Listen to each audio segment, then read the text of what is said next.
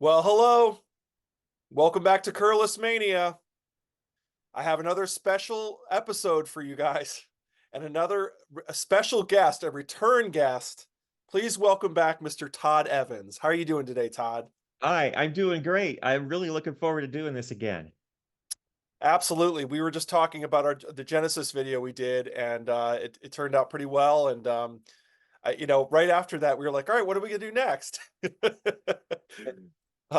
So we came up with, hey, let's do a Queen battle because Queen is one of my all-time favorite bands. I'm just gonna come right out and say it. Love them to death. How about you, Todd? What's your take on Queen generally? When I was let's see, when did I start with Queen? I think the ninth grade or the 10th grade. And I went like all in. Let's see, my chronology of who I discovered, which bands I discovered and when started out with. So I started out in third grade with the Partridge Family. Then I was all about the Partridge Family. And then after that, I was Kiss and Aerosmith. Hmm.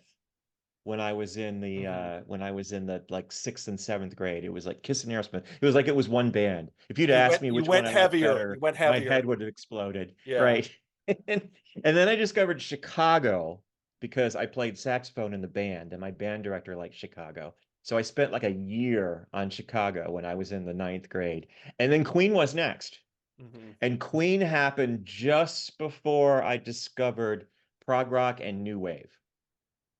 So I was Okay. all about Queen for a long time. And then after that, it was Yes and Pink Floyd and B-52s and Devo, like all at once. So Queen occupied this I space. It was love how almost as if, eclectic that list was. That's yeah, great. well, it was almost as if Queen got me ready for stuff that was weird.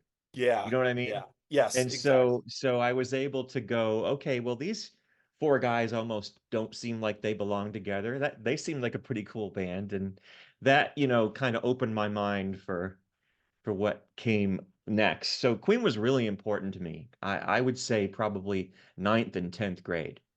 Absolutely. No, that's great. That's great. And you're right. Queen is it's just it covers so many bases. When you listen to the whole catalog, it's insane. But Yeah. I started with Queen very, very early in my life. My sister's older boyfriend had like he was a big Queen guy, and I was young. I was like 7 years old. He had this huge poster of Queen on his wall, and I remember looking up being like, they just look so cool. Like, oh, look at that. Those guys are so cool. Like and then just getting just from that poster, I was just so intrigued. And then got rewarded like a million times over when you start listening to the music. So the battle tonight, the album battle, I'm taking forever to get to this, but the album battle we have tonight is News of the World, 1977, versus the follow-up, Jazz, 1978. So this is the battle of the late 70s Queen. Um, one could say it's the end of a run. It's possible you could say that. I don't want to do any spoiler alerts yet, but that's News of the World versus Jazz. So these are albums that people don't talk about as much, in my opinion. They just don't. They're not. I mean, they do talk about News of the World a lot, but Jazz doesn't get a lot of love, in my opinion. So that's the album battle tonight. I'm going to jump into a quick history just to kind of the Queen history up until 1977. So formed in 1970 from the ashes of a band called Smile. Um, Roger and Brian went to college together, and they had a college mate, Tim Staffel, who was played bass and vocals for that band. They were friends with Freddie Mercury, who loved Smile and followed them. He he jumped into the band, and or he I should say he was in a rival band, and then they came together to form Queen. When Freddie joined, it became Queen. Um, and They quickly recruited John Deacon on bass in 1971 and recorded their debut album released in 1973, Queen self-titled, um, which is just unbelievable. I mean, they really, in my opinion, Queen kind of came fully formed. I mean, you listen to Keep Yourself Alive and it's like, wow, that's like the first song on the first album. It's like, oh my God, they're already Queen. They didn't take them Right. any time.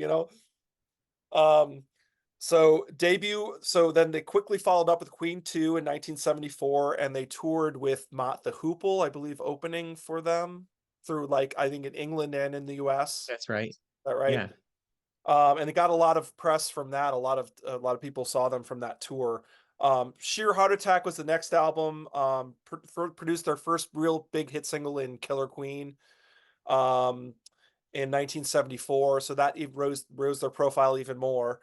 Um, then they really hit it big with their first big, really big record, Night at the Opera, with of course had Bohemian Rhapsody on it. Um, and that was a massive hit that really took them into the stratosphere. And the sister album Day at the Races came out in 1976, and that had the hit Somebody to Love on it. Um, and just really just every album just getting more and more elaborate and bigger and bigger. And so that takes us to that was a very quick recap, taking us all the way to 1977. Do you have anything to add to that recap? It took us there. No, one of the things that I wanted to say though about these two albums that I think that from News of the World, I think the next four albums, they were starting with News of the World, they were trying to reinvent themselves. Mhm, And so I think that what you're seeing starting with News of the World is them looking back on, but really, I mean, I don't want to exclude the debut album. I think they're looking back at two Sheer Heart Attack, Night at the Opera, and Day at the Races, and thinking, okay, well, we can't just keep doing that over and over. And mhm, so that's always been my impression. There's a quote from Freddie where he says, when they before News of the World, he says, "I feel the Queen style of well-produced production sort of albums is kind of over. We've done it to death. We're going to do something different, and that's what the next album is going to be." Now, you could listen to, We Are the Champions and think, well, that's not really different. But but I think it was intended to. And when we talk about the albums, I'll go into why I think what I think is different about it as mhm, opposed to the two that came right before it. But so I always think of this as being the time when they started going, we're going to do something different. I don't want to say strip things back, because I think that's oversimplifying it a little bit. mhm. And the album doesn't really sound like it's stripped back in some ways. No, But it doesn't.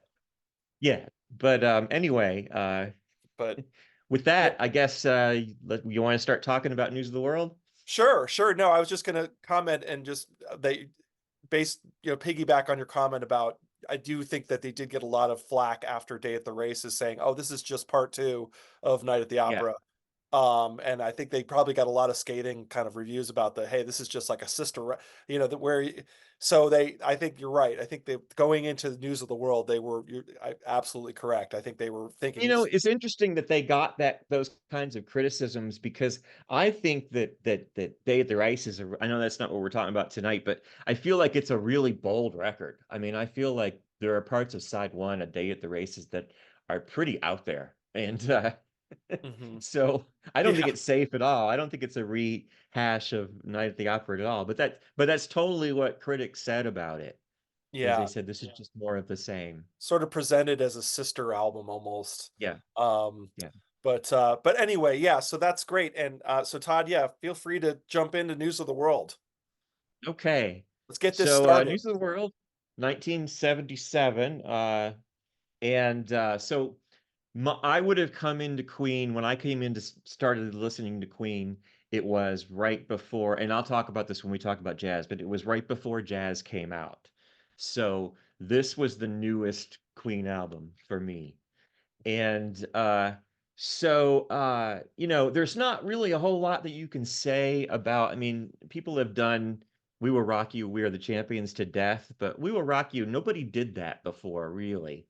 I mean, and if I'm overlooking something, please put it in the comments, because maybe I'm overlooking some classic rock song that was basically just a stomp and a chant.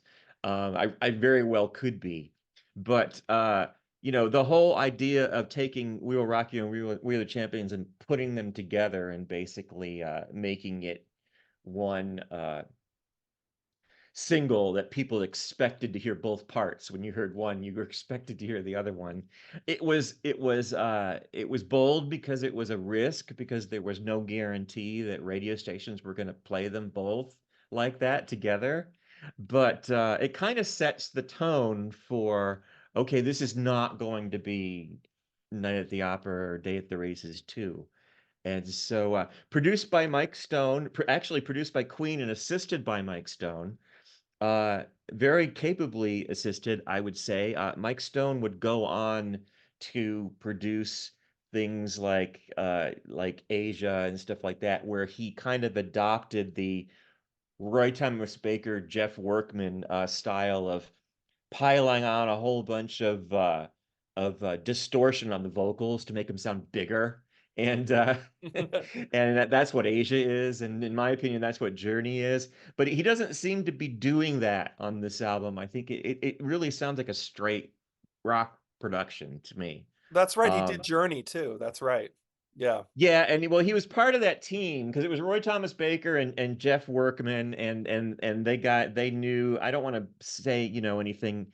I'm not a Journey expert, so I don't want to say anything wrong, but I do believe that they all worked together, and that definitely what Mike Stone did on those Asia albums is very similar to what Baker and Workman did on those three Journey albums leading up to Escape. Mhm. But this really seems to me, some I mean some may disagree, but News of the World to me seems like a straight production with it's not very gimmicky as far as I can tell. Um, and the structure of it is great. You go from We Will Rock You, We Are the Champions, which is kind of like a crowd pleasing thing. I mean, if you bought this record in 1977, you'd probably be pretty excited about hearing those two songs. But it goes into Sheer Heart Attack, which is pretty relentlessly heavy. Uh, Yeah. which is cool. And I always like the Roger Taylor song tracks. So so it goes into that, and then it goes into track 4, which I'm really happy to have a chance to talk about because it's one of my favorite Queen songs of all time. All Dead, All Dead. Brian May composition. And I really think, I mean, there's a lot of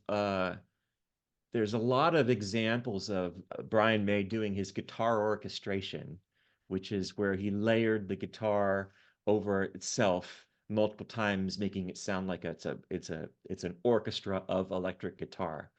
And Mhm. so there are a lot of examples of him doing that, but I think All Dead is the best one. The little orchestrated uh, uh, part in the middle, the instrumental part, which I think is really stunning and not terribly, far off from some of the things on side one of Day at the Races, but definitely one of the best examples of him doing that. And I love that one of the things I love about All Dead is that the arrangement is sparse to where you can really hear that signature drum sound of Roger Taylor come through.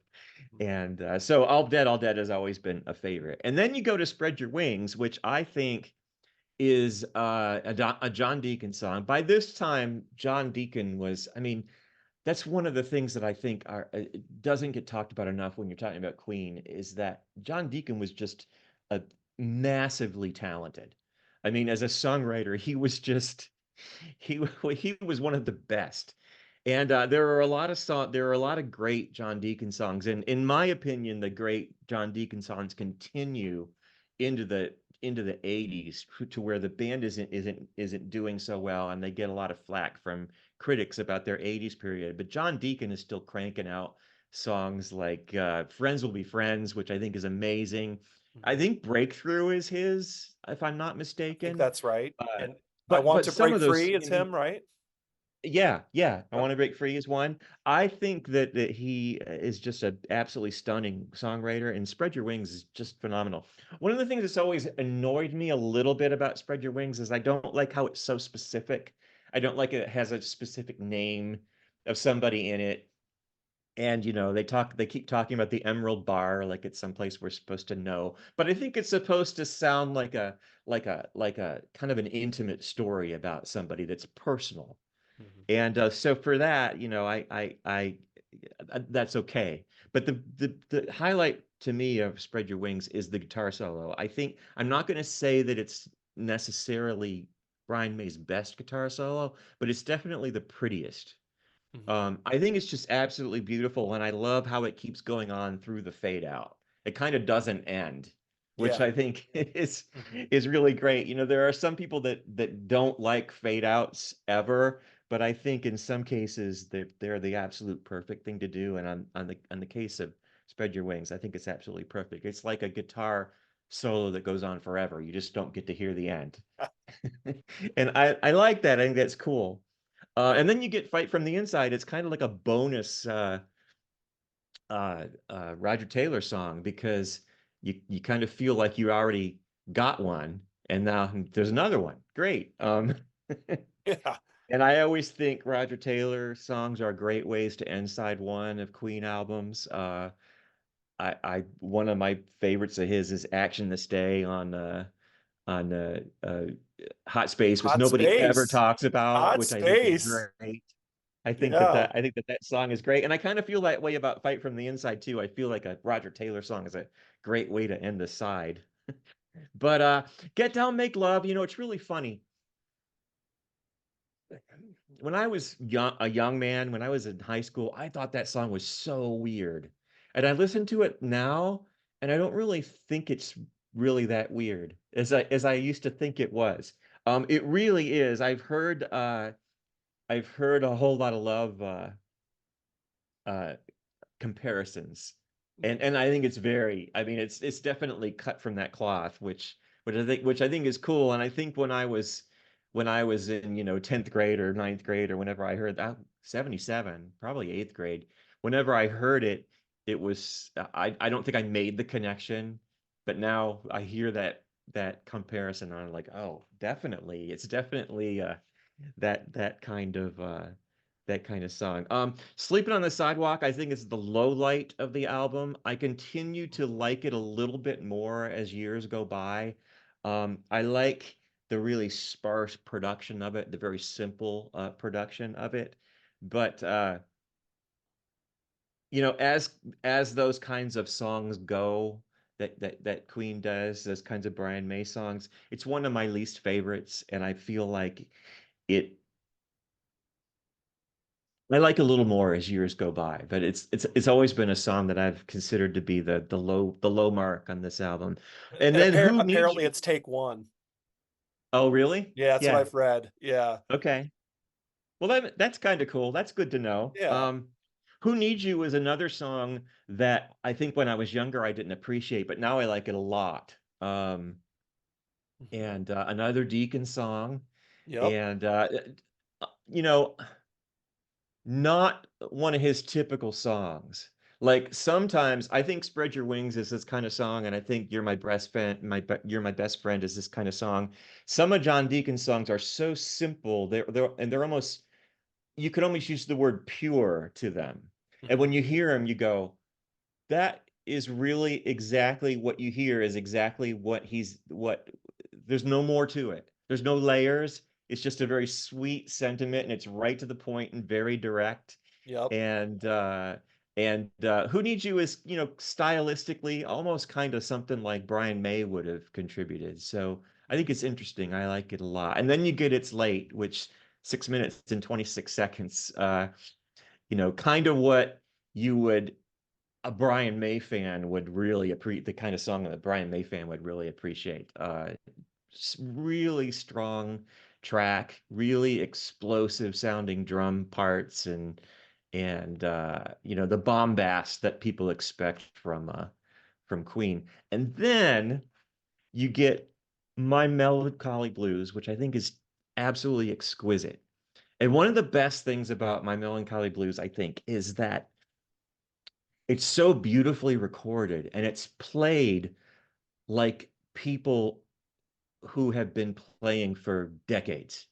I Mhm. mean, it's so tastefully played and it's so it's perfectly recorded. There's nothing added to it. It's just a straight recording of them playing like they're playing a standard, which you could kind of argue that this is a standard because that's the way they play it.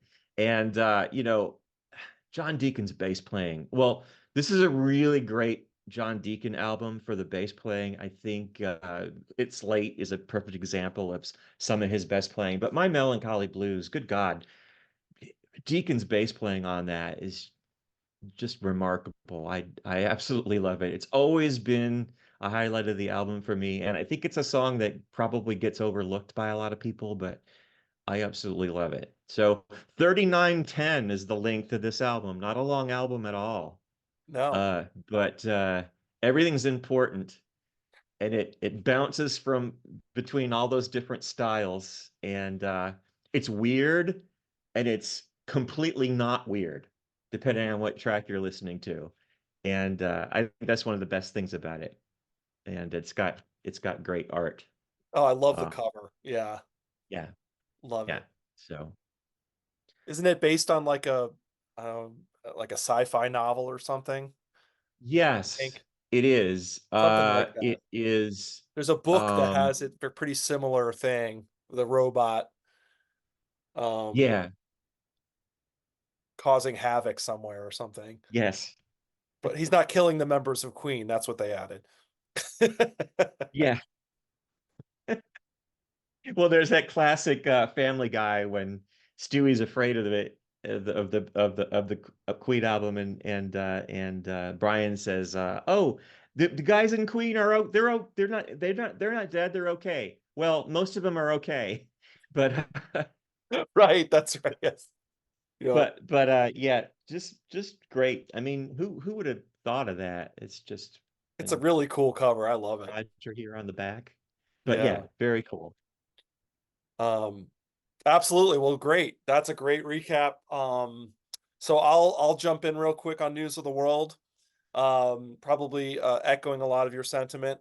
Um, so we have to remember that this was also we mentioned earlier that they were looking to change, but it's also the height of punk rock. Punk rock was coming in. In fact, the Sex Pistols were recording in the next studio over apparently, and came and visited Queen during the recording of this record. And Sid Vicious came in or something and was like, "Oh, are you still bringing ballet to the masses, Freddie?" And Freddie was like, "Oh, Sid Ferocious, you know, whatever you say, darling," kind of thing. Um, so it was just kind of funny that he ended up putting down the punks, like whatever, we're a huge band, whatever you have, whatever punks, whatever you want to say. Um, Yeah, and like you said, a lot of people call this, the stripped back album or whatever. I know you were kind of pushing against that a little bit. And because I agree with you. I mean, this might be stripped back for Queen, but it's certainly not stripped back for most bands. Um, so anyway, I'll jump in. I mean, what can you say about We Will Rock You and We Are the Champions? I mean, like you said, there wasn't any of songs that were doing there were no songs doing this, yeah. just as a rhythm.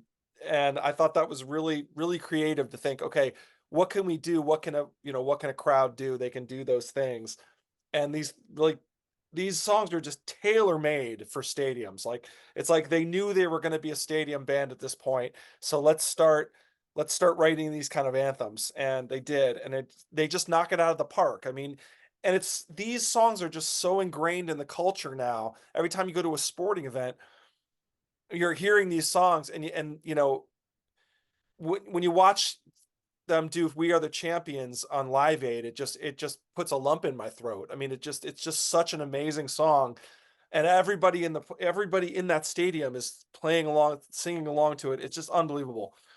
So it's hard to talk about these songs because they're so ingrained, and I've heard them so many times, but they are effective and they're powerful. There's no question about it. They're great. Very simple and effective. That's the way I like to say these two songs. And it is amazing that radio did end up playing those two songs all every time I heard it, they would play them together. So it ended up working well with radio. They would play the two songs because it was just We Will Rock You. I don't know how long it is. It's not very long. 2 minutes, 2:01. Yeah. So And it there you does make you wonder if they knew that, if they did that by design, if they said, we really want these two to go together and we'll make the whole thing 5 minutes so that people won't think, oh, it's too long to play them both together. I mean, if that's just a happy accident, that's great. But maybe they you know, did. I don't want to Maybe sell them short. They may have done that by design. maybe they did. That's a good They're thought. I pretty never thought smart. of it that way, but that's a great point.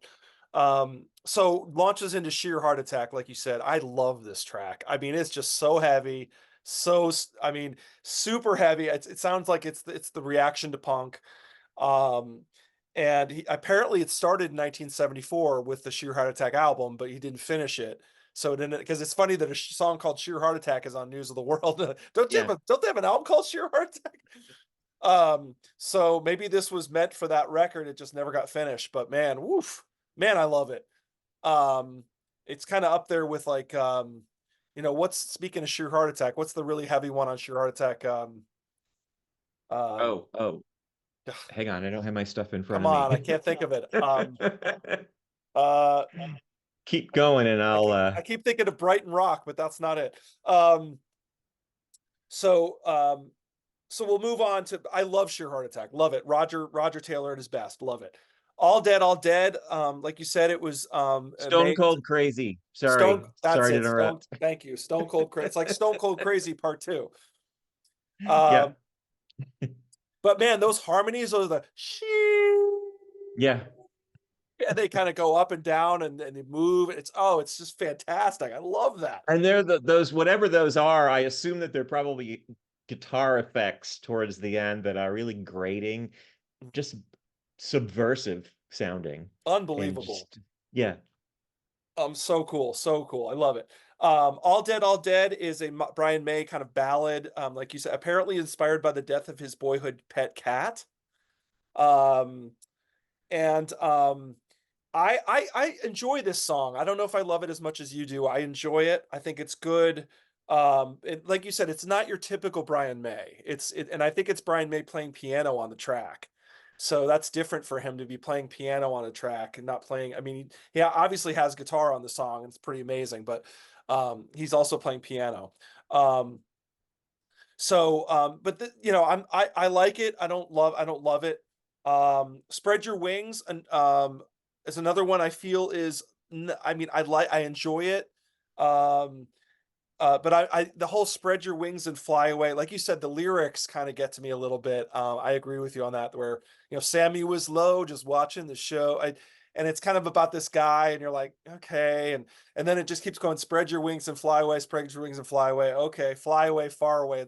Okay, these lyrics are not like amazing, but I appreciate how sweet they are, but I Mhm. also sort of don't like that I feel like we're not in on it. Right, No. right. Like you said, what's the Emerald Bar? We don't know. I mean, it's just like Right. made up bar.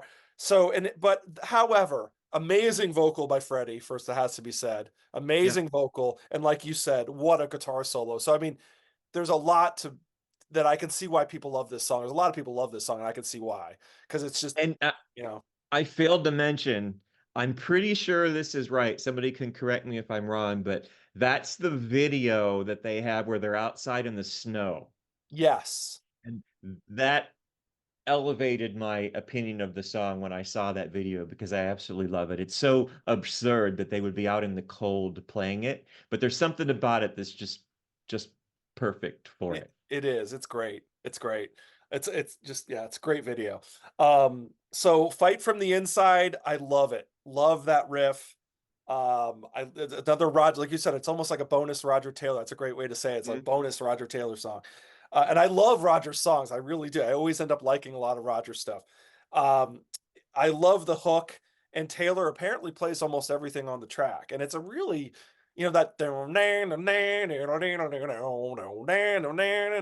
Uh, hey you boy. I mean, it's just such a great riff. It's such a great track. I love it. So good. And then so that ends, is that inside one? Yes, Fight from the Inside. It's inside one. So side two, we get into Get Down, Make Love, and like you said, um, it's kind of, I couldn't help be thinking it's inspired by a Whole Lot of Love. That whole middle section of the I need love, make love, and he's making all these sort of noises Yep. and crazy moaning and yelling and stuff. It sounds a lot like it's inspired by that. Um, I said that it's a blatant song about sex, right? Freddie was to explore more of this on Hot Space. I do love the performance. I think it's a great band performance. I think it's a very cool track. And they really are experimenting here. Despite the whole we're going back to stripping back. This is a very experimental track. Sleeping on the Sidewalk, I agree with you. I This is probably the weakest part of the album, in my opinion. This whole sort of I have a blues type shuffle by May recorded on first take. I'm kind of split on this song. I kind of feel like they don't really, because Queen is known for trying different things on, and they don't quite get this one. They don't quite get away with this one for some reason. Yeah, and I've been on a panel talking about this album where everybody loved Sleeping on the Sidewalk but me. So Wow. Okay. people like it, apparently. All right. Well, I mean, it's not bad. It's not like it's a bad song. It's just not. For Queen, it feels a little bit on the average side to me. That's just my opinion. So, Who Needs You? Oh man, I love that track. I love it. That Latin groove, I come at 6:30, you come at 7. It just got that really like cool Latin vibe and Spanish guitars. I mean, May does a Spanish guitar thing. Um, I think they just really nail this song. It's very catchy, and every time I listen to this album, I'm always singing that who needs dear dear dear Yeah. dear dear dear dear. It's just got that really cool vibe. Love it. Every time Great I hear it, I like it more. Great John Deacon song. It's late. Okay, back to, as you said, back to Epic Queen, right? So we're back to It's Late feels more like, oh, this is something that could have been on Night at the Opera or Day at the Races or, Sheer Heart Attack or something. But it's great. I mean, it really they play so well together on this. And like you said, the guitars and the drums, oh my God. This is more the Brian May that you're used to, you know? Yeah. And the vocals, I mean, the gang vocals of "It's late, it's late, it's late," and it's just like, wow, it just sounds so over the top. It's great. And then they ending with My Melancholy Blues. I don't know if I'm as excited about it as you are. Um, I do, however, I do agree that it kind of sounds like a song from the past. It sounds like a standard from the past. Um, And and one of the things that I wanted to say about it that I didn't is that it's one of those moments, one of the things that has always irked me a little bit about the way Queen is seen through other people's eyes is that people tend to not think of Freddie as a musician. They think of him right. as a frontman. Yeah. And he's an exceptional piano player. I mean, he just really is. I Oh, was always slightly disappointed being a keyboard freak when they went into the 80s and he didn't play the synths because I right. was like, well, Freddie's the keyboardist. Why doesn't he do it? He had no interest in playing the synths. But My Melancholy Blues is a perfect example of how good he is. Yeah, my Yeah. favorite quote on in that regard was Roger Taylor, who said, a lot of people think he's just a guy that stood on stage and went, "Hey-oh." And Right. it's like he was an amazing musician, and he was. I mean, you watch him Yeah. play piano, and like you said, his piano playing is fantastic. Yeah. And he's an amazing writer too. I mean, he's just great, writes amazing songs. Well, and when you consider all the stories that there have been about how they used to argue in the studio, I mean, that would only come from having four strong musicians in a band. You know, if he Absolutely. was just the guy who showed up and sang, they probably wouldn't have argued as much. Absolutely, no question about it. That's a great way to say it. Perfect. Yeah, so no, I'm with you. Freddie's unbelievable. I mean, Freddie, I still miss him to this day. I mean, it's oh my God, he's unreal. Yeah. There's never gonna be another Freddie Mercury, that's for sure. Nope. Um, so okay, so that's news of the world wrap up for both of us. Unless you want I to, wanted to add that I found the cover is based on a cover that was painted by Frank Kelly Frias is his name, and he repainted it it was the cover of the October 1953 issue of a magazine called Astounding Science Fiction. Okay. And there's a picture of that robot, and he's holding a damaged human, much like he is on the cover of News of the World. And so he recreated it for that. I I knew I love it. would find it somewhere. I used to stare at this cover when I was younger. I used to be like, wow, this is such a cool cover. Like, so Yeah, cool. it's really well done. And the colors are great. I mean, who puts green and orange together? Yeah. Only Queen. Only Queen. Right, right. Um, so since we do such deep dives, let's go let's just jump right into jazz. Okay. I'll throw it over to you for jazz for 1978. Okay. Well, my memories of this album coming out was hearing, let's see, it was released in November of 1978. I would have been in the ninth grade. And I remember hearing Bicycle Race and just completely flipping out, just completely losing it and wanting the 45 of it so bad. And going to the record store, and everybody was sold out. You know, we went to discount stores, apartment stores, had my dad drive me everywhere. Nobody had it because Really? Couldn't everybody find it. was so excited about it. And it's Yeah. really weird. When you think about the reaction to this album, Jazz, you always think of it as being I can remember being in high school and it being always cut out. It was always the vinyl was discounted because they made too many or shipped too many. And Right. so you always people I think people think about Jazz as being not a very successful album, but there was a lot of buzz about it when it came out. And I think that they sold a lot of them, uh, you know, right out of the box because I can remember I'm just sitting by the radio and just waiting for them to play Bicycle Race because I thought it was so cool and so weird. So that's my impression of it. I really like. I wish I don't have a vinyl copy anymore, and I wish I did. But the one of my favorite things about it is this the inner sleeve, and they on the CD they cover it with those pictures of what the 45s look like. But Mhm. that photograph is amazing. As a young person, I just stared at that for hours. Like I want I to was be just like, those guys. I want to see everything in Yep. that photo, and yeah, I felt the yeah, exact so same, Todd. I felt the same exact way when I looked at yeah, that that open when you open it up. You're like, how cool yeah, are these guys? yeah, yeah. But as far as the album goes, I think, and I've said this before, but I think that Mustafa is probably one of the bravest things that any rock band has ever done because it is the whole it takes that Middle Eastern influence to a whole new level, and it's very risky. I mean, to this day, I think there were a lot of people that just don't like it. You know, it just rubs them the wrong way.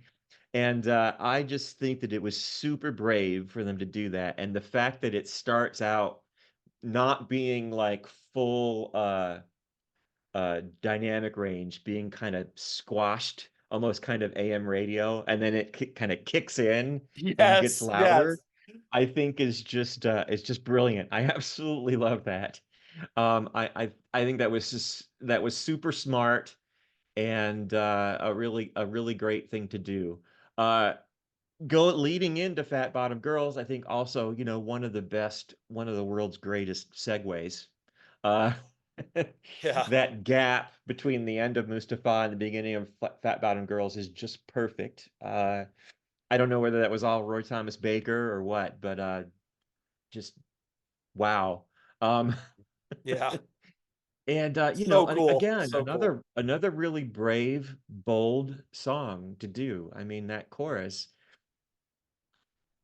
It's perfect and it resonates with people and it is something that no other rock band ever really did quite as effectively by just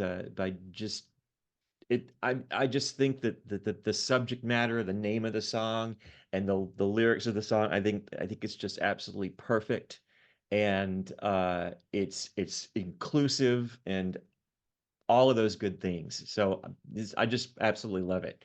And then you get Jealousy, which is written by let me see. I think it's written by Mercury, which it's weird because to me it almost seems like a like a John Deacon song. Yeah, it's a But Freddie it's song. so Yeah. cool.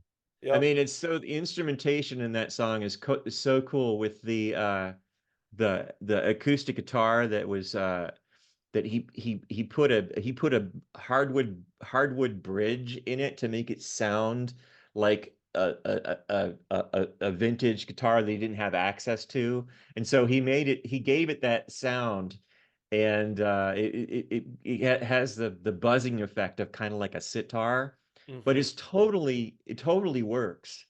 I had no Yeah. idea that he was not playing a exotic instrument when he did that. Such a cool And sound. Yeah, such a yeah, cool. yeah, definitely. It fits that song so well. And then you got Bicycle Race. I mean, what are you going to say about Bicycle Race? What do you say? It's so perfect. And it's so that's I mean, if you're trying to think of what does a band like Queen do that's uber creative, that is trying to do something that's not like anything they've done before, Bicycle Race is just it. I Mhm. mean, it's Yeah, just it is. It it's is. It's it's just so bizarre, and the culture references in it are amazing. And how could I mean it's so much fun and it's so out there. He never even got any slack for saying I don't like Star Wars, which everyone loved Star Wars when at the time that they recorded this. that's So right. it's so That's right. funny. It's It was like nobody huge. It gives was him any huge. trouble for that. It's just Yeah. like it's so fun when you hear him say that. It just laugh. Yeah. Uh And Jaws was it's never my scene. yeah, it's so much fun, and uh I think people uh, there's an example. I can't think of what it is. There's an example of another band that I really like that did a similar thing with lyrics, but I think I just thought of it. I think that it's been copied before not in a negative way, but in a like an homage kind of way. Like I think REM's At the End of the World as We Know It is kind of based on Bicycle Race, and I think We Didn't Start the Fire is kind of if there wasn't a bicycle race, I don't think there would be those songs, or they wouldn't be the same. Right. So yeah, I absolutely love it. I could go on and on again about it, but I'm not going to. Oh, it's And so good. the chorus of bicycle be bells The on it, bicycle bells. I mean, come on. it's just Who does absolutely that? great. Who does that? Yeah, yeah. And then you go into If You Can't Beat 'Em, a John Deacon song, which is cool because it's not like it's not it's not a real heartfelt song. It's just kind of a easygoing kind of a track that is a perfect bridge, I think, between Bicycle Race and Let Me Entertain You. Uh, Hmm. I've always loved it, and uh, Let Me Entertain You is great, and one of the things I really love about it is that line where he name checks the labels with Electra and EMI will show you where it's at.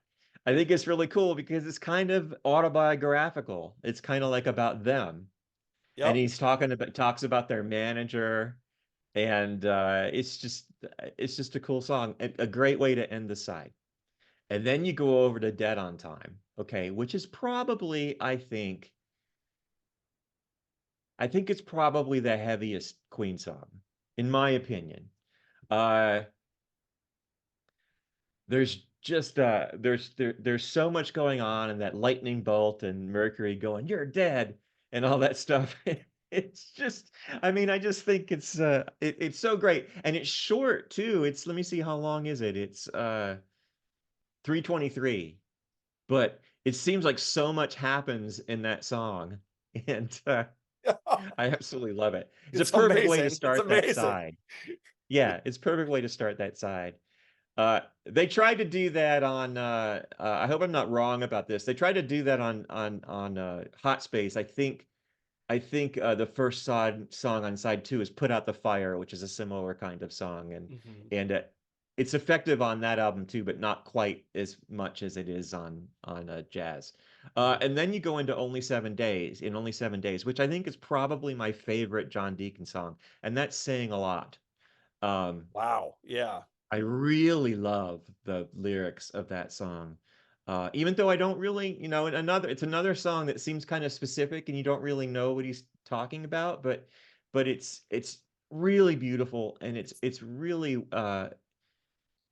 it's really well sung and Deacon played the guitars on it on that track and I I think it's it's just so great. It's pretty.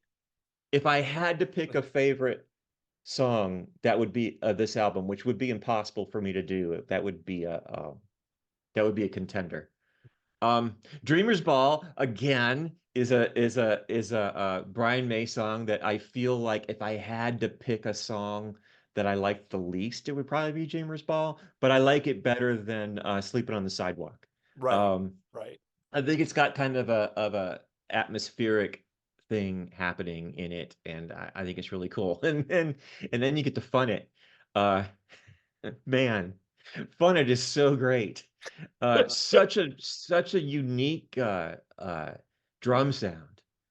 Yeah. Apparently Taylor played almost everything on this track, and he used Syndrome pads, but it almost sounds like you're not really sure. Like when you hear it, it's like, are those acoustic drums or are those electric drums? What is that? You're not really.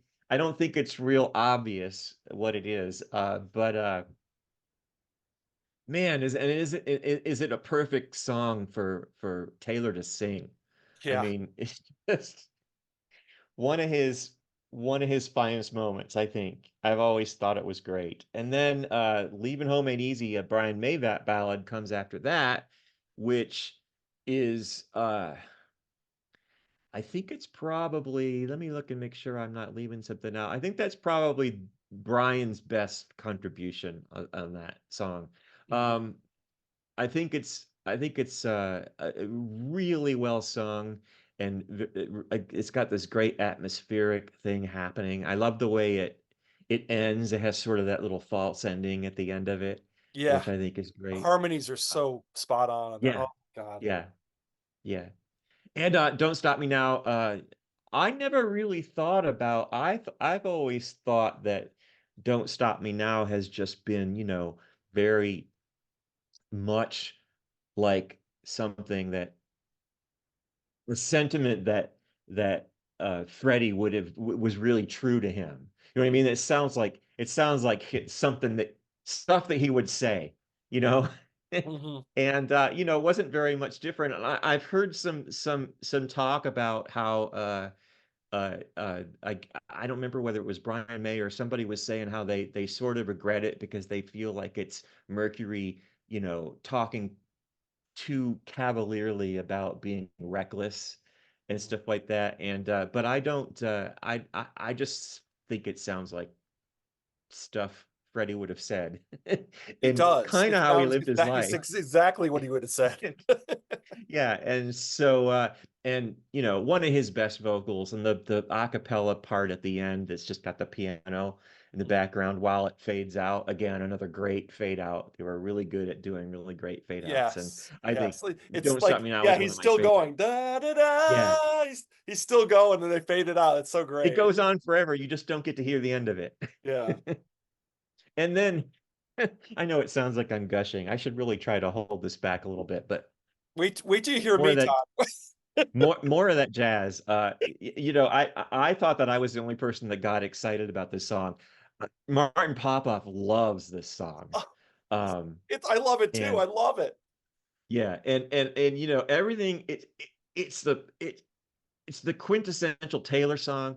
It's perfect for him to sing. It's the same. It's the kind of energy that he brings to a Queen album that is the perfect uh, thing to go against everything else that's happening to change a pace. And but you know, so it's got all of the things that Taylor songs usually have, but those little clips at the end, man, when you're in the 10th grade or however old I was when this came out, I thought that was the coolest thing ever.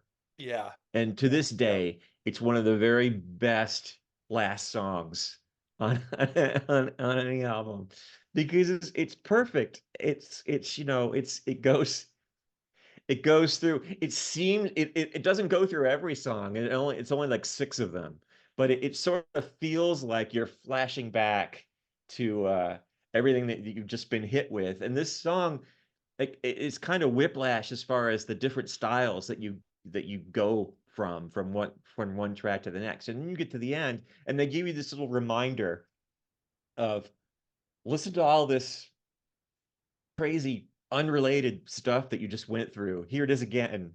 Yeah. And it's Yeah. just Right. I love that. And then the way that it kind of fades out and the Sort of song fades fades back back in. in. Yeah. Yeah.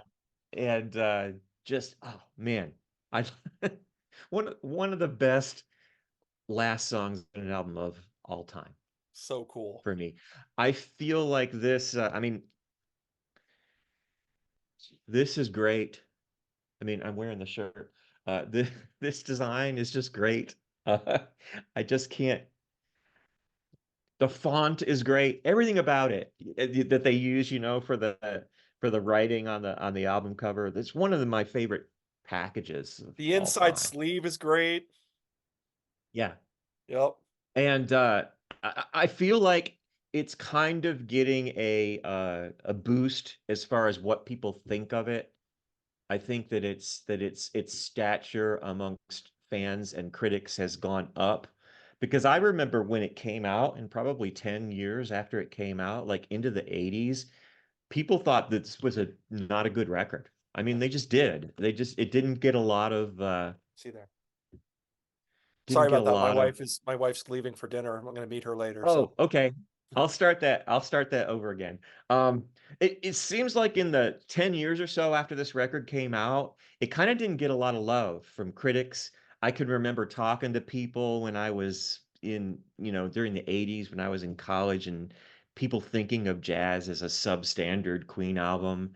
And I feel like its stature has gone, and that might be just my experience, but I feel like its reputation has improved mhm. and that now people look upon it for what it is. And it's just I just love the album. Well, well, Todd, I love it too. And I'm going to be doing some gushing of myself. I'm going to go real quick because it's kind of just gushing, going just doubling down on what you're talking about. Um, Yeah, I intended to be more subtle, but I just couldn't help myself. no, I can't. When it comes to this record, I'm the same way. I can't help it. I just can't help myself. It's like I love it so much, and it to me, it's funny because it's funny that it didn't get great reviews. Like it didn't. A lot of I guess when it came out, people were like, "Oh, they were kind of taking pot shots at him, like, oh, it's all over the place." I'm like, what Queen album isn't all over the place? I think it was truly original and that people didn't know what to how to process it. Yeah. Yeah, maybe that's it. I don't know. And it comes, it does come across kind of cocky, but there's a lot of humor in this album that I think sometimes people don't get. Like it's a lot of laughing and humor and fun. And just sometimes people just want to take it so seriously. It's like, we're just having Yeah. fun here, people. Like some of these songs are just straight ahead, just straight fun, you know? Um, and I just love it. I get into it. I get into it. So Mustafa, I mean, I have wow, who does this? Who opens an album with an Yeah. Arabic Persian freak out? Yep. With this huge, super weird arrangement with made up words, but I absolutely love it. I mean, I just like only Queen can do a song like this, like so unique. And they put Mustafa, it in the same Mustafa, Mustafa, Ibrahim. I mean, it's like what? and they put it in the same position as We Were Rocky, We Were the Champions from the album before it, which is super brave. Super brave. I mean, and that's what you got to love is just the kahunas of this band to do Yeah. this. but I love it. I mean, it's such a great. Every time I hear it, I turn it way up and I sing along to it. So I don't even know what I'm singing, but Mustafa Ibrahim, Mustafa Ibrahim, la la la. I'm like, I don't, but I love it. And then Fat Bottom Girls. I mean, oof, like you said, opening with those harmonies. What a great catchy single. Um, I love it. I've heard people ripping on this song. I don't get it. I love it to Yeah, I death. don't either. I don't get it. And what a drum break. I mean, one of the best drum breaks of Yeah, all time. When he said, "You made a big man." It's like, oh my yeah. God, that is so awesome. It's probably my favorite. I probably like that better than In the Air Tonight. It goes on forever. He starts way over here. Yeah, It's like this longest drum thing you've ever heard. Oh, it's so good. And every time I'm in the car, if I'm playing this song, I'm doing the air drums. Um, right. and then the whole like, get on your bikes and ride. I mean, just so great. So and I love how he gets the bicycle race, you get on your bikes and ride on this song. Um, Yeah, and you haven't even heard Bicycle Race yet yeah. So I at think it's this interesting point. that he throws that in there at the end. You're like, oh, I get it. I gotta see what you're doing there, Freddie. Um, and of course, these days it's kind of like, oh, it's not really very PC. And well, I kind of understand that, but I think it's all in fun. It's a tribute. Oh, It's a loving tribute, in my opinion. I think it's the opposite of that. I think it's truly and honestly inclusive. Yeah, And there are people that it touched because they didn't think that they counted. And right. so I think Yeah. that's first of all brilliant, and second of all, they're not making fun of anyone in that song. I don't think No, I so. don't think so either. I don't get the feeling from it that like that at all. Yeah, Jealousy, like you said, wow, I love it. A cool opening. It reminds me almost like it could be on something on From Night at the Opera. You know yeah, that do do do do do do do do just has that vibe.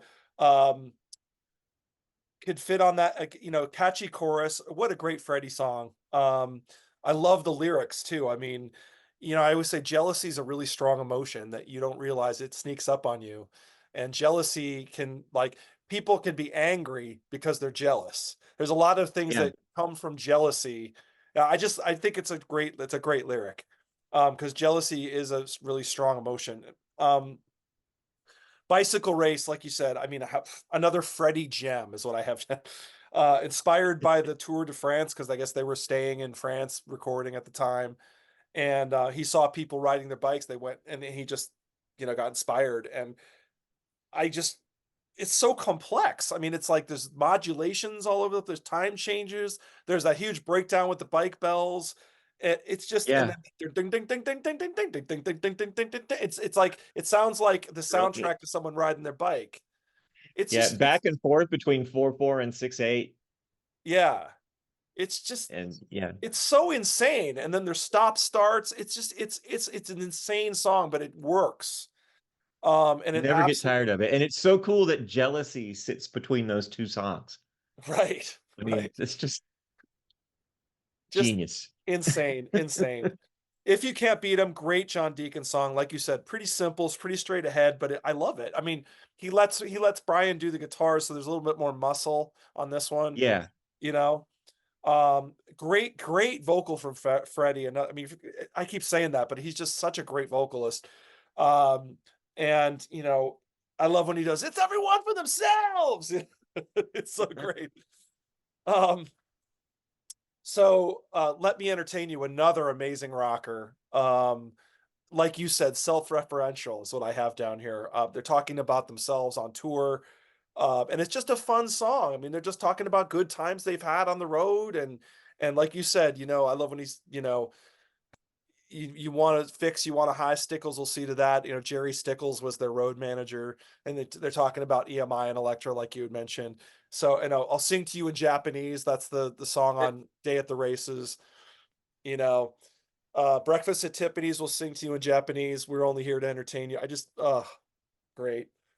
Um, so what a great first side. And then Dead on Time starts the second side. I just have wow, exclamation point, wow. Love it. So heavy and so fast. What a cool riff. That ding a ding a ding ding a ding a ding a ding ding a ding a ding a ding ding a ding ding a ding. I just it's so tight. Um, every time I hear this song, I crank it up so loud. I just have to crank it. And I can't get enough of the song with the lightning bolt, the breakdown and the lightning bolt. Yeah, damn, man. It's just like, oh my God. It's just like someone caught me like I was working and I was listening to this album and it was like I did the yo, damn, and they're like, Tom, what are you doing? I can't help it. Just amazing. I love that song. Only 7 Days, super melodic, John Deacon song, very good. Love the verse melody. It's a very, very, like you said, it's a beautiful track. Absolutely beautiful. Love it. Dreamer's Ball. I love the Dreamer's Ball as well. It's a kind of a tribute to Elvis, apparently, because Elvis had just died. Um, and like you said, way more successful than Sleeping on the Sidewalk. I actually wrote that down. Um, I love the harmony guitar arrangements and the vocals are so tight. Everything is really tight. And that's another song that it was like kind of like Who Needs You on the last album. It's one that I always end up take me, Yeah. it kind of sticks in my head. Um Fun It, what a cool funk track from Roger. Like you said, it's kind of weird that he didn't like Another One Bites the Dust apparently for the game, but he started it with this. It's sort Right. of like a funk disco thing. It's a very cool riff. It's a cool ding ding ding a ding ding ding ding ding a ding ding. It's just such a cool track. Um, and then Leaving Home Ain't Easy, another beautiful Brian May ballad.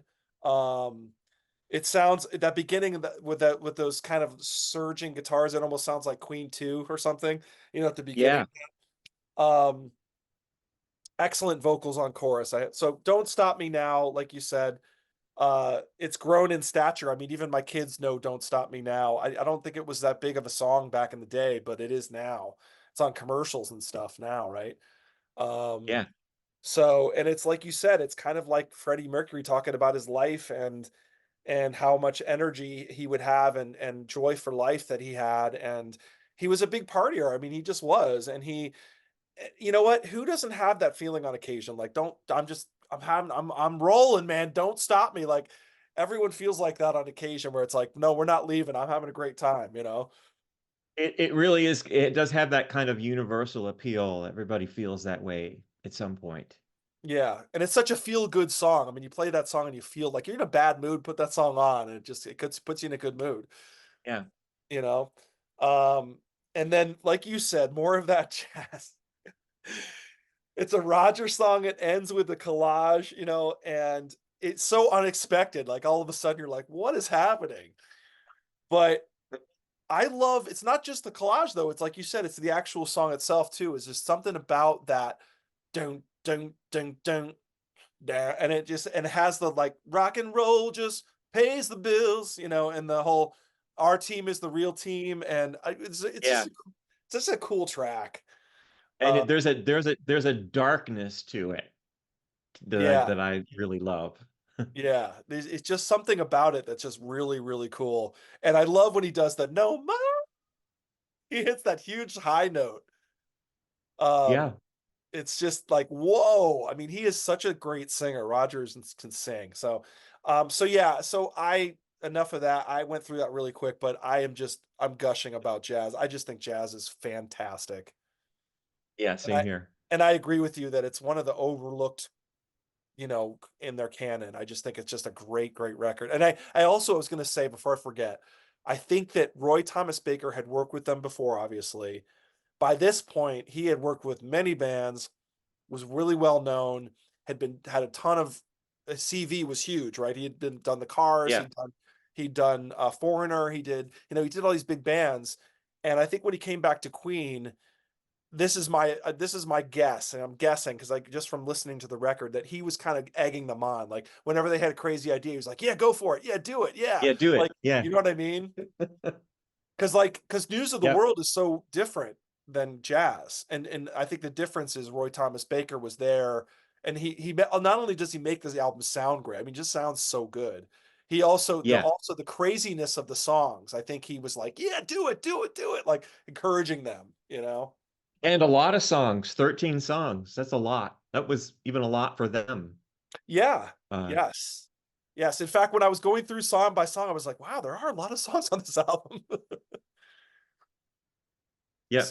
So yeah, so that's our recaps of both records, and now we have to do the final battle. And what are we gonna pick? If we have the, if we have to pick between these, whoop, upside down. Try that again.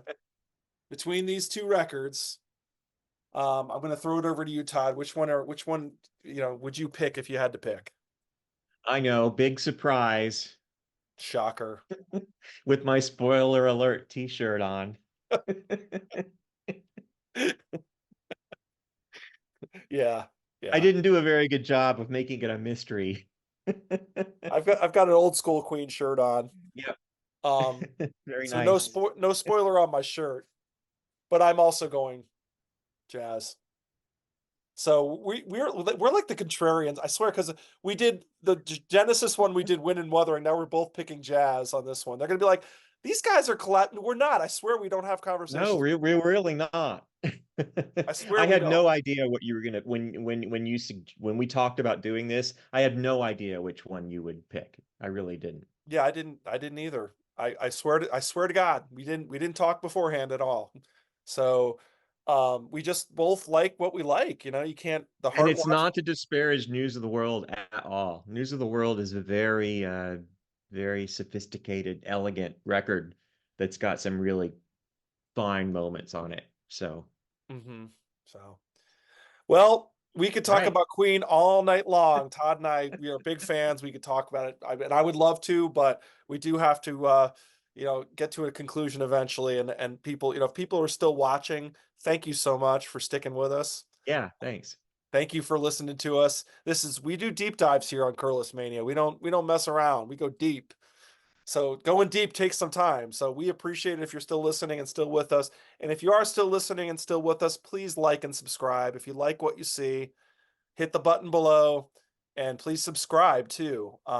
So it helps the channel. It helps us, to do more and go forward. So thank you so much for that. And I'd like to thank again Todd Evans, my special guest. Thank you, Thanks. I Todd. had a blast. Thanks a lot, Tom. As usual, comes through and just kills it. So thank you so much, so much fun, so much fun. You're And we'll very do kind. more. We'll do more. Okay. But thanks again, everybody. Have a great night, and we'll see you next time on Curlis Mania. Thank you.